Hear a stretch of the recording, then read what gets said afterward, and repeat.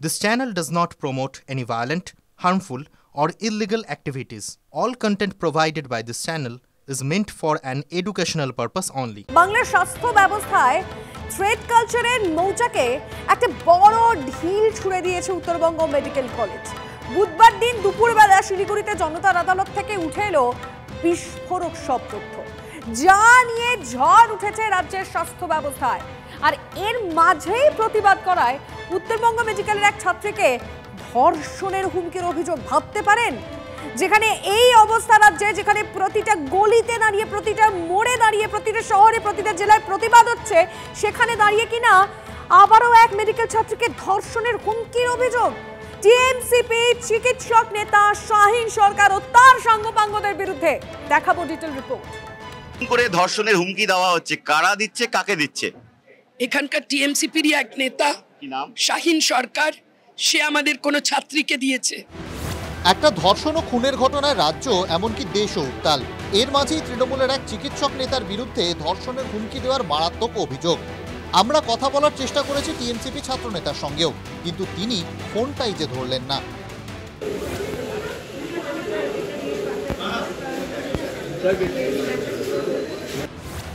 এই ঘটনার কিছুক্ষণ আগেই ছাত্রনেতা শাহিন সরকারের নাম নিজের মুখেই বলেছেন উত্তরবঙ্গ মেডিকেল কলেজের dean of students Sandip Sengupta. অভিযোগ প্রভাব বিস্তারের।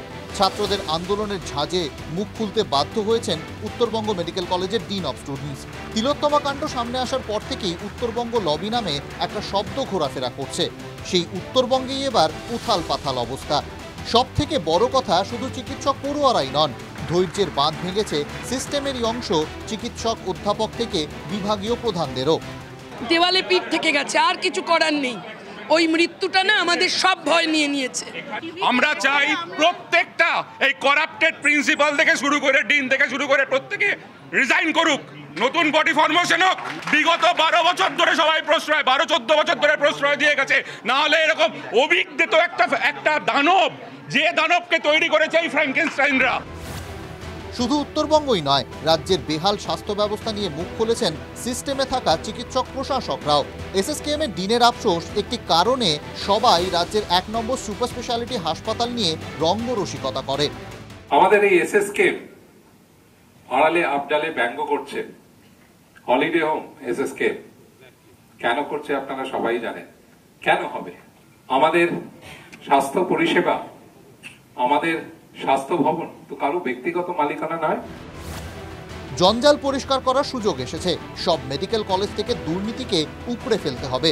উত্তরবঙ্গ মেডিকেল কলেজে শুরু হয়ে গেছে, মন্তব্য অভিজিৎ চৌধুরীর। যে তঞ্চকগুলো, প্রতারকগুলো এবং থ্রেড কালচারের যারা উদ্গাতা, তাদের সঙ্গে আর থাকা যাচ্ছে না এবং এখন সামনের দিকেই হাঁটতে হবে। কাজেই মূল বক্তব্য একটাই, সেটা হচ্ছে অনেক হয়েছে, এবার রুখে দাঁড়াও। এবং আমি আমার প্রত্যেক সহকর্মীকে বলবো যে এই জঞ্জালের জায়গাটাকে এবার সাফ করতে হবে, এখন সময় এসে। আরজি করের ঘটনা রাজ্যের স্বাস্থ্য ব্যবস্থায় একটা বড় প্রশ্ন তুলে দিয়েছে। সেই প্রশ্নের উত্তর না পেলে গোটা রাজ্যের স্বাস্থ্য ব্যবস্থাটাই পড়ে যেতে পারে প্রশ্নের মুখে। প্রসেনজিৎ চৌধুরী ও সুমন মহাপাত্রের রিপোর্ট, TV9 বাংলা। 14 আগস্ট রাত দখল কর্মসূচি নিয়ে পথে নেমেছিল তিলোত্তমারা, কিন্তু সেদিন রাতে আরজি করে যে কি ভয়ানক ঘটনা ঘটেছিল তা আমরা কেউ ভুলিনি। দুষ্কৃতী তাণ্ডব দেখে শিউরে উঠেছিল গোটা বাংলা। সেই রাতে রাস্তা দখল করে প্রতিবাদে নেমেছিল বাংলা, কিন্তু সেই রাতে যে ভয়ঙ্কর ঘটনা ঘটেছিল তারপরে বাংলার মানুষকে দমানো যাবে না, যায়নি। সেই কারণেই আজকে আবারও ফের রাত দখলের ডাক। তিলোত্তমার জন্য বিচার চেয়ে আবারও পথে মহিলারা। অতীতের অভিজ্ঞতা মাথায় রেখে ব্যবস্থা কতটা আঁটোসাঁটো করা হয়েছে আরজি কর হাসপাতালে, দেখাবো আপনাদেরকে এবার সেই ছবি।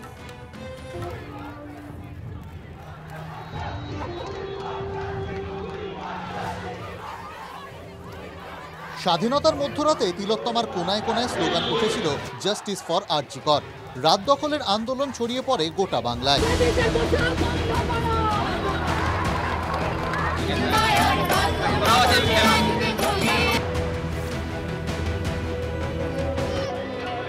ওই রাতেই আরজি করে তাণ্ডব চালায় একদল দুষ্কৃতী।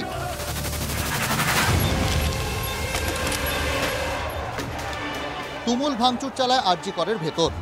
ভাঙচুর চালানো হয় এমার্জেন্সি বিল্ডিংয়ে। এই ঘটনার প্রতিবাদে উত্তাল হয় সারা রাজ্য। প্রতিবাদের ঝড় রাজ্য ছাড়িয়ে আছড়ে পড়ে সারা দেশে। 24শে অগস্টের পর ফের রাত দখল, কড়া নিরাপত্তা হাসপাতাল চত্বরে। আরজিকর হাসপাতালে আরও একটা রাত জাগো প্রোগ্রামের ঠিক আগে কড়া নিরাপত্তার চাদরে বেষ্টিত। সাধারণ দিনে যে পরিমাণ সিআইএসএফ আধিকারিক থাকেন তার থেকে বেশি সিআইএসএফ আধিকারিক মোতায়েন করা হয়েছে আরজিকর হাসপাতালে। সিআইএসএফ সূত্রে এটা খবর, প্রায় 200 থেকে 250 জন পুরুষ এবং মহিলা সিআইএসএফ আধিকারিক এই মুহূর্তে অর্থাৎ রাত জাগার ঠিক আগের সময়টাতে নিরাপত্তার দায়িত্বে রয়েছেন আরজিকর হাসপাতালে।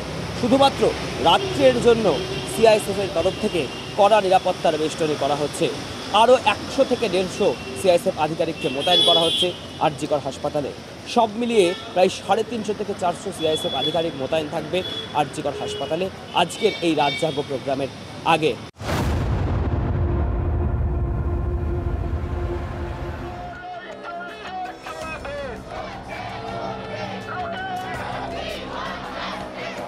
স্বাধীনতা দিবসের আগের রাতে অভিনব আন্দোলন দেখেছিল গোটা রাজ্য। রাজনৈতিক ছত্রছায়ার বাইরে বেরিয়ে এসে পথে নেমেছিল আমজনতা। 14ই আগস্টের পর আজ ফের রাত দখলের ডাক। তিলোত্তমার জন্য সুবিচার চেয়ে আবারও পথে। এবার আরজি করে জুনিয়র ডাক্তারদের সঙ্গে ধর্নায় বসছেন তিলোত্তমার বাবা, মা, কাকিমা। হ্যাঁ, পরিবারের লোক যাবে। আপনারা যাবেন? আরজি করেই যাব আমরা।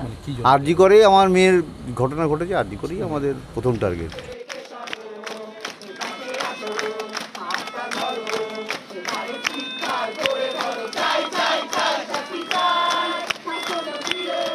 কলকাতা থেকে ক্যানিং, হাওড়া থেকে হুগলি, ফের প্রতিবাদের গর্জন শুনবে বাংলা। জেলায় জেলায় মিছিল জমায়েত। কলকাতার Dharmatala, Shyambazar, Jadavpur 8B bus stand, Gariahat, lake গার্ডেন্সের লর্ডস মোড়, কলেজ স্ট্রিট, নিউ টাউনের বিশ্ববাংলা গেট, বেহালা, সিথির মোড় সহ শহরের বিভিন্ন প্রান্তে আরজিকর কাণ্ডের ন্যায় বিচার চেয়ে জমায়েত হওয়ার কথা। এর পাশাপাশি মধ্যমগ্রাম, বারাসাত, কল্যাণী, আসানসোল, বালুরঘাট, কৃষ্ণনগর, শ্রীরামপুর, চুঁচুড়া সহ রাজ্যের বিভিন্ন প্রান্তে প্রতিবাদ কর্মসূচি হওয়ার কথা চূড়ান্ত হয়েছে। Bureau report, TV9 Bangla.